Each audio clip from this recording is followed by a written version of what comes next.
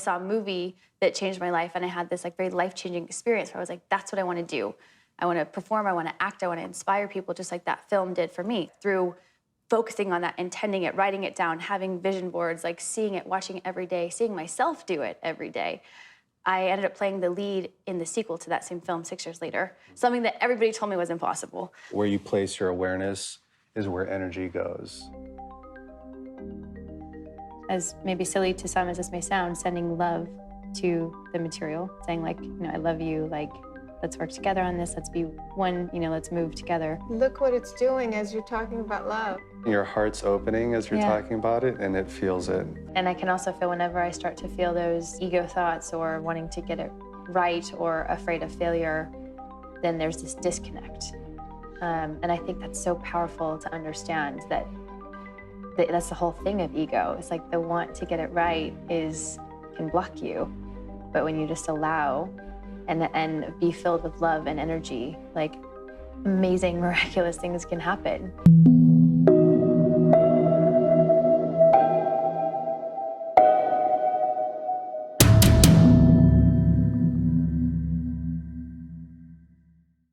Awesome. So we're here to talk about this Caroline Corey's documentary, Superhuman. Yes. So how did you know Caroline Corey? I didn't before the film. My manager told me about the opportunity, and this is everything that she's about. I'm very much passionate about as well. So when my manager told me about the opportunity, I was like, oh my gosh, this is amazing. And I'm so excited to be a part of it. So you heard of her before, or it was just during the pitch?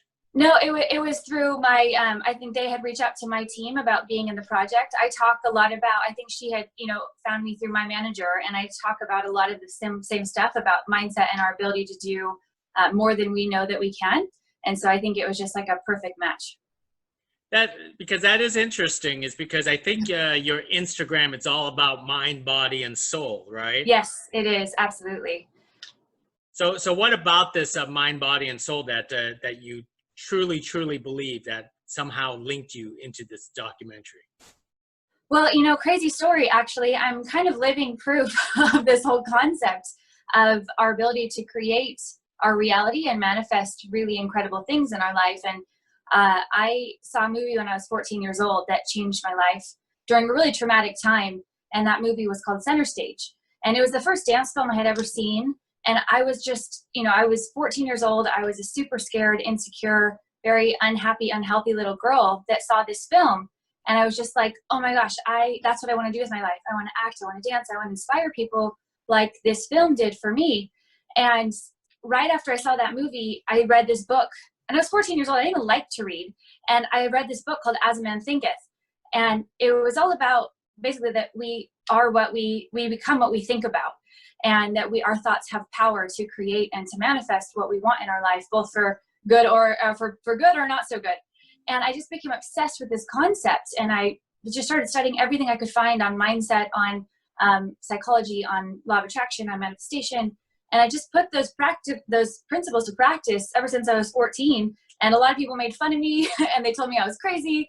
And I was really loud about my dream to be an actress and to move to LA. And everyone was like, what do you think? You're like, you'll never make it. Your family's in medicine. You have no idea about the entertainment industry. And I didn't. I had no idea what I was doing. I was just believing and practicing and working so hard and doing stuff that I love. And long story short, I ended up playing the lead in the sequel to that film 6 years after I saw it when I was 14. So I saw Center Stage when I was 14. I said, I'm going to do that with my life. Everybody told me I was crazy.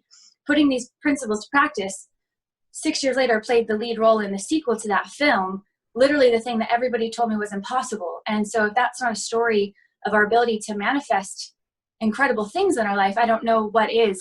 And I tell that story at length when I speak on stages a lot and through my Instagram and all my social media platforms about that story and so many more stories of incredible things. And so when I got the opportunity to do this film, I was just all in because I want to continue to learn more. I feel like there's a lot of things that we just don't know that we're capable of because we've been told that we aren't, but that's just an opinion. And what I love so much about Caroline's work is challenging those opinions, challenging those ideas, and and thinking outside the box and getting outside our comfort zone and doing things that might seem a little weird, but ultimately finding that, yeah, we can, you know, in the film, you will see, you know, blind kids reading, and you see me being able to do things I didn't even know that I was capable of. And so I'm just really grateful for the opportunity to be a part of this message. That's amazing. Center Stage was that ballet movie, right? Because yes. I think yes. for some unknown reason, I think I watched it a dozen times, but I can't, yes. I can't point my finger down to it, but it's a very addictive movie to watch over and over again, which I think I remember that. Yeah, and so I play Kay Parker in Center Stage 2 and also Center Stage 3, and just literally like dream come true opportunities for me. So just literally every day I still like, is that even real? Like, is that a dream? You know? And to this day, you know, have been in multiple films and TV shows practicing and living those principles, and, you know, seeing pretty miraculous things happen.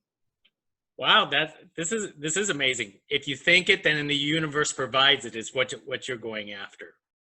Yeah, and I think it's much more than just, you know, I was fascinated by The Secret, and I think they just barely tapped into some really powerful principles that I think Superhuman, the film that we're talking about, dives a lot deeper into, because it's much more than just like, oh, I'm going to think it and then it's going to happen. It's more about like changing our whole being to become what we desire, because we don't necessarily attract what we think about, we attract who we are. And even in Superhuman, there was really powerful showcases of that. Even when I was doing both telekinesis as well as remote viewing, it was when I got myself in the state of being, of belief that I could actually do it. You know, because I could have a thought that like, okay, I could do it, but if I don't fully believe and embody that feeling, that energy, I can't align with it. When I was doing in the telekinesis experiment, it was so fascinating to me, because I talk about this all the time, that it's not necessarily just what we think, but it's who we are. It's who we are embodying and what type of energies and frequencies we're aligning with. And I asked the telekinesis expert, I was like, you know, does it help as I'm trying to move this piece of material outside of myself if I'm in a state of, if I get myself in a state of love? So not just think about love or think about, you know, loving thoughts to move this material, but that I actually had to change my energy, change the state of being that my body and my soul, spirit, soul, if you will, was in. And it wasn't until, you know, when I was trying to make this piece of tinfoil move, nothing was happening. But as soon as I let go, right, all of these principles apply so much in life. Like I let go of the outcome that I couldn't control, and I just got in a state of loving energy. And I literally was thinking about thoughts of falling in love and moments of unconditional love I had in my life. And then all of a sudden, this piece of tinfoil just starts moving.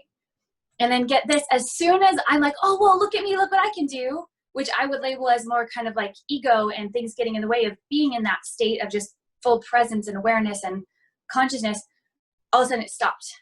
And I was just like, oh my gosh. You know, you can watch it on camera in the film, but it's exactly what happened. It was really mind-blowing. Did you feel any sensation when you were going through this telekinetic status? Experience? Yeah. You know, I'm very aware that, like, you know, I was very excited about the thing. So I feel like sensation, meaning what I do know is that when I let go of the outcome, if I let go of trying forcing and pushing, which I think so many times that's exactly what happens in life and our ability to create. If I'm in a mindset of like, I'm going to make this happen, I'm going to force it to happen, I'm going to do it my way, we self-sabotage. You know, we get in our own way and we feel stuck, and it's like stressful and hard. When I let go and I really stopped trying to make it move, I was just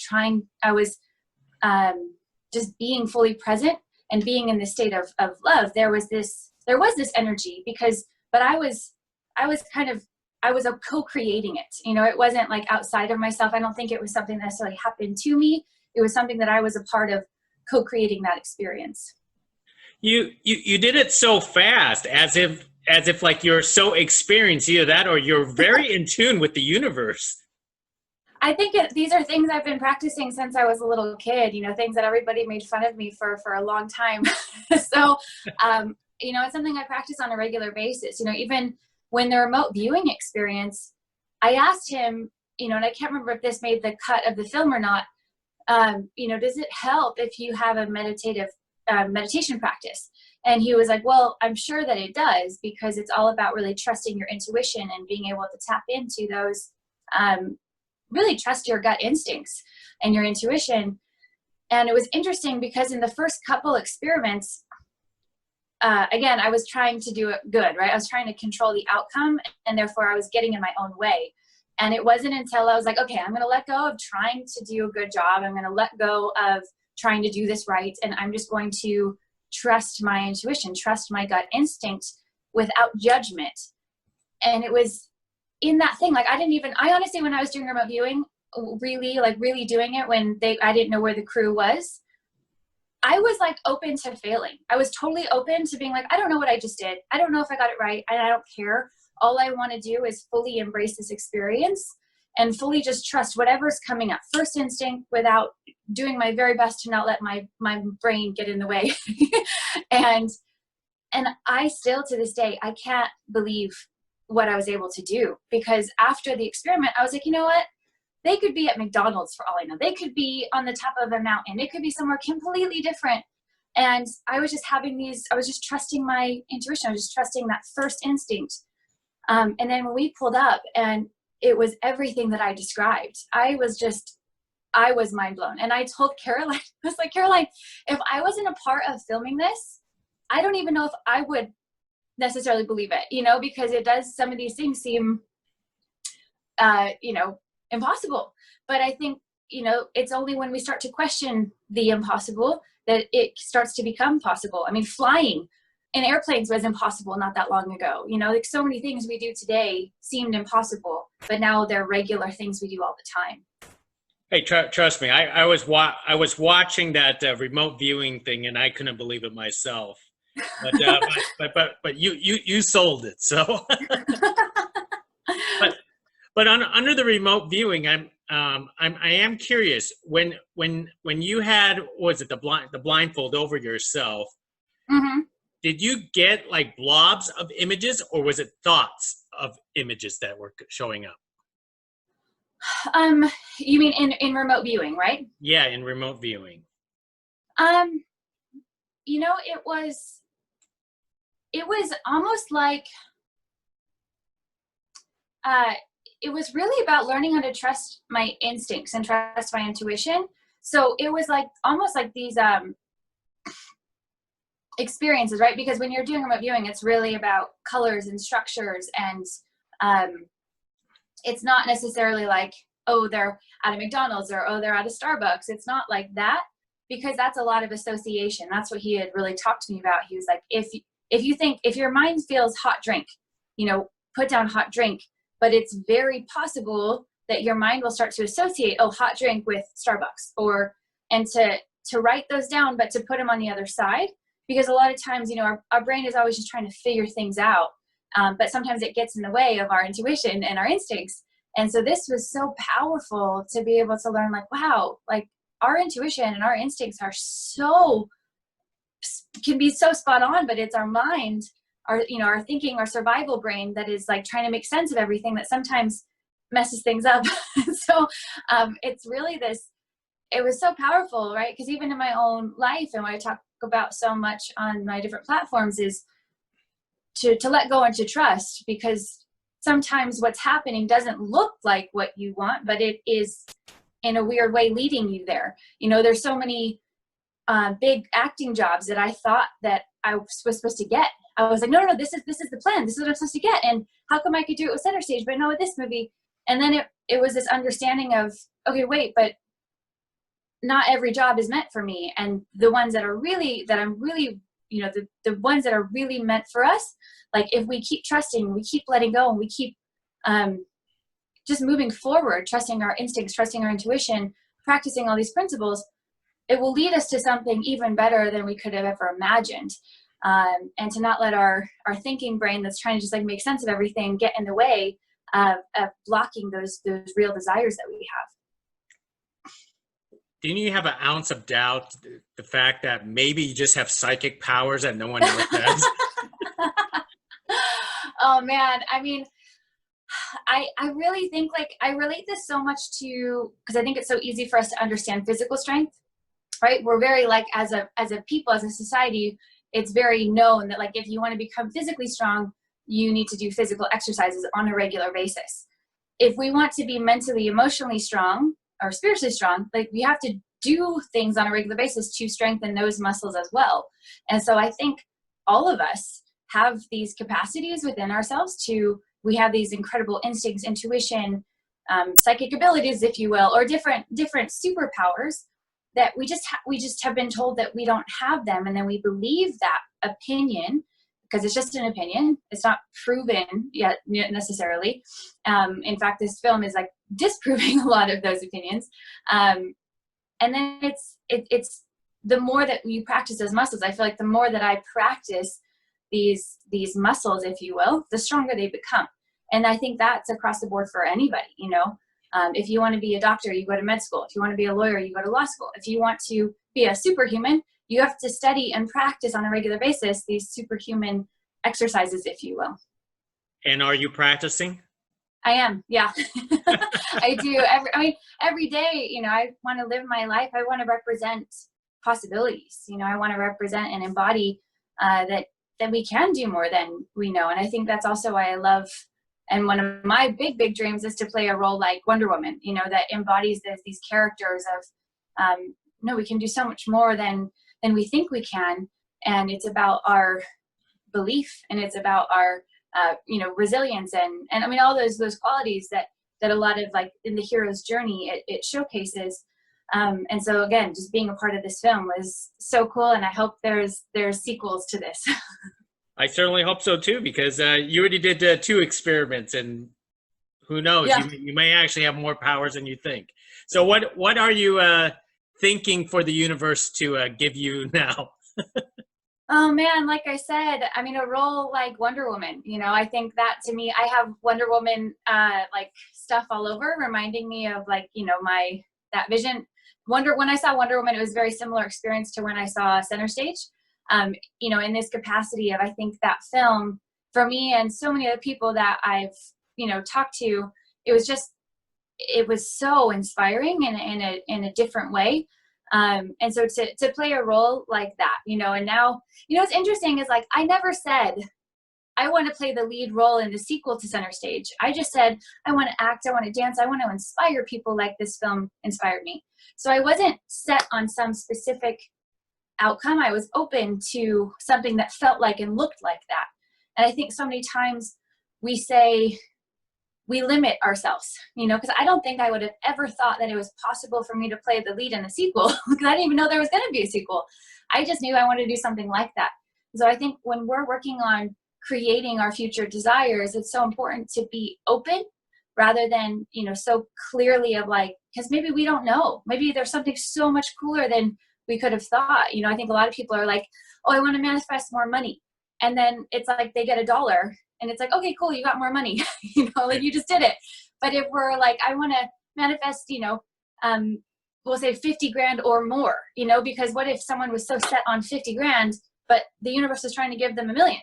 You know, if they were like, I want this and or more, you know, I think it's important to not limit our capabilities. Excellent. And besides this documentary, I know you have a lot of things coming out for yourself, right? Thank you. Yeah. Yeah, actually really exciting. I actually just released my own program called Transform My Life, really to help people transform their fears into action, you know, transform their fears into freedom. And me and one of my best friends and partners in crime, his name is Henry Amar, we released this program, and just, you know, teaching these principles in a really, like, fun, creative way, and seeing phenomenal results for anyone that goes through the program. So that's been something I've been working really hard on, because I wanted to be able to teach these things that have had such a massive impact on my life and on other people's lives, and be able to create a program that people could go through that would teach them these things. And that's just at tmllife.com. people literally doing things they never thought they could, very similar to the experiences in the film, which is just really, really cool. And that makes my day every day when I get those messages from people. And then I have a film coming out where I play opposite Danny Trejo. And that film, I actually had to play a character who has epilepsy. And that was just one of the coolest experiences because it gave me so much compassion for a whole group of people that I really didn't know that much about. And my dad is actually a brain surgeon and, you know, has dealt with a lot of patients that suffer from epilepsy. And I don't know, it's a really, really cool film, and I'm really excited for that to come out.